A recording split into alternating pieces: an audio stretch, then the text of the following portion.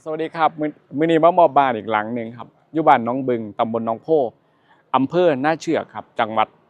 สารคามครับซึ่งลูกค้าก็สร้างตามงบกับสร้างสมัยมูลสีเนาะในงบ750,000ครับบ้านขนาด70กว่าตารางเลยได้บ้านขนาด2ห้องนอนแล้วก็ห้องครัวแล้วมีห้องน้ำครับมีห้องโถงมีระเบียงนั่งแบบชิวๆเลยเนาะครับผมเดี๋ยวให้เบิ่งข้างในครับผม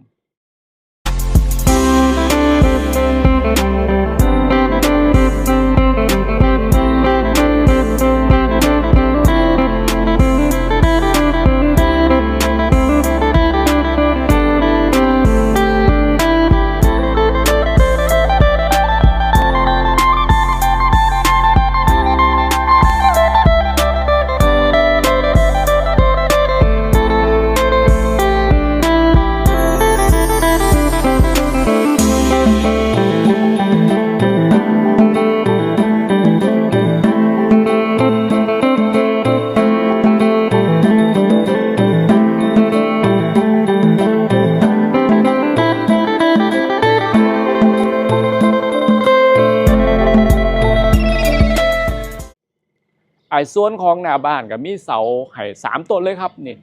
เพิ่นเลือกเป็นสีออกเท่าออกครีมๆเนี่ยครับผมไปให้2บน2ล่างแล้วชอบสีใดก็แก่งครับผู้รับเหมาได้เลยครับผมเป็นบันได3ขั้นครับบันไดประมาณ3เมตรเลยครับผมสูงประมาณ60เซนเนาะบันไดของเฮาครับโซนแม่เป็นของระเบียงหน้าบ้านครับผมนี่เพิ่นเลือกลายแบบนี้เลยสวยๆครับเพราะว่าสร้างบ้านกับสร้างสมัครมีสิทธิ์เลือกในหมดครับผมฝั่งนี้เป็นม่านางครับม่านางให้เป็นตัว L เนาะครับผมนี่ม่านางเพื่อเลือกเป็นโทนเดียวกันเลยกับผนังเนาะครับผมฝั่งนี้เป็นสีเทาครับผมนี่ครับนี่กระจกนี่ก็เป็นบานเลื่อนตีไล่ลูกฟักครับนี่เล็กกำมะไนท่าสีดำเนาะครับผมฝั่งนั้นก็เป็นล่าลูกโกงครับฝ้าก็ให้ไฟ3ดวงครับผมเป็นฝ้าซอลองเนาะครับกระจกใสเขียวด้วยครับเนี่ยอันนี้ขอบสีดำครับเป็นบานเลื่อนเลยครับผมเข้าไปเป็นส่วนของโถงครับผมเพิ่นก็ขึ้นบ้านเรียบร้อยแล้วเนาะครับผมไฟส่องให้สีสมนะครับ LED สีดวงโค้มให้ครับฝา2สเต็ปเลยครับผมห้องโถง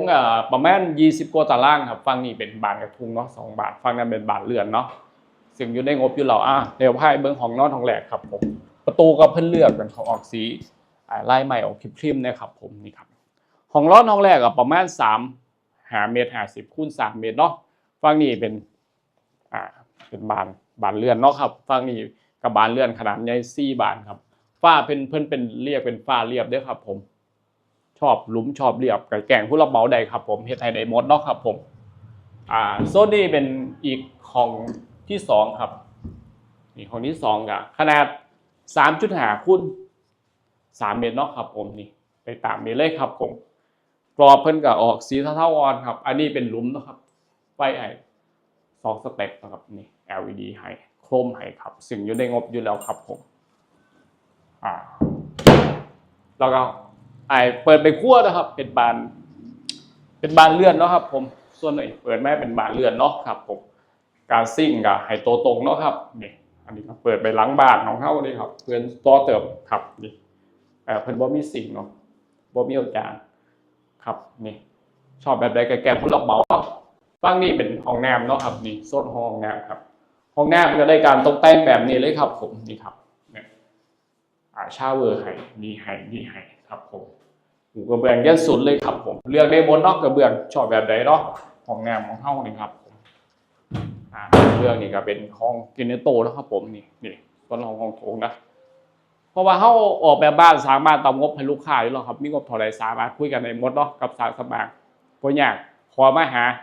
แค่นั้นเนาะบ้านก็ได้สร้างเสร็จเรียบร้อยแล้วครับผมเดี๋ยวพาไปสอบถามความสนใจของเจ้าของบ้านว่าเพิ่นประทับใจส่ำใดเนาะที่สร้างมากับสร้างสมัครบุญศรีครับผมสวัสดีครับผมครับผมอยู่กับเจ้าของบ้านเนาะคุณตาเนาะครับครับบ้านก็ได้สร้างเสร็จเรียบร้อยแล้วคุณตามีความประทับใจว่าบ้านเสร็จเรียบร้อยแล้วภูมิใจหลายครับครับผมสร้างแต่ละคนไม่เห็นในงานเหตุตาเป็นในเหตุบ้านในตาก็ถือใจอยู่ครับถือใจเนาะครับถือใจเฮ็ดดีสร้างในหมดเนาะย่างสร้างใดหมดเลยครับผมในงบเท่าไหร่ครับคุณตาบ้านงบอยู่700,000 กว่าบาทครับ700,000ว่าคุณตา700,000ได้ขนาด2ห้องนอนเลยเนาะ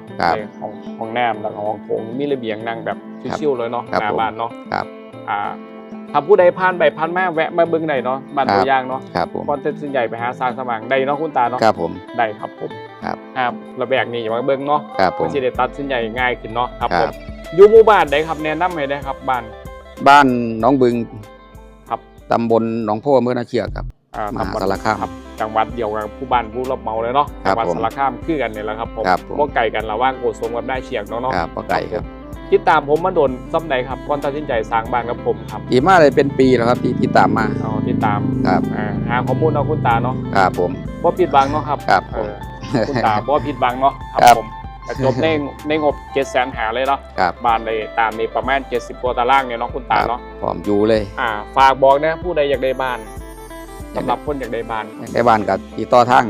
สร้างสมางได้เลยนะครับ รับรองว่าทีมงานเนาะคุณตา ครั เนาะ บผม ได้บ้าน ทีมงาน ที่สวยอยู่แน่นอน ครับ เนาะครับผมครับ ครับ คะแนนเต็มร้อยเลยคุณตาครับผม หายร้อยเลยครับ ให้ร้อยเนาะ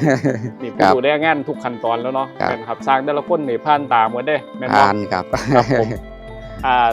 ฝากติดตาม Facebook ผมนี่นะครับสมางหมูสีช่อง YouTube กับสมางแชนแนลแล้วก็มีช่อง TikTok เนาะครับผมก่อนอื่นกับโทรสอบถามก่อนเข้าไปหาผมอยู่สำนักงานเนาะ ครับผม มีหยังฝากอีกบ่ตา กระบอกครับกับป้อม โอ้ ภูมิใจแล้วพอใจแล้ว เราตื่นตันใจแห้งเราได้บ้านสวยเนาะ ครับผม อ้าวย่ำขึ้นนี่ไฟนี่สว่างสวยเลยเนาะ ส ตา ว่างเลยครับ โอ้ สว่าง สุด เต็ม ยอด เลย เนาะครับคลิปนี้ก็ไม่แค่นี้เนาะครับผมส ครับ วัสดี ผม ครับ ครับผม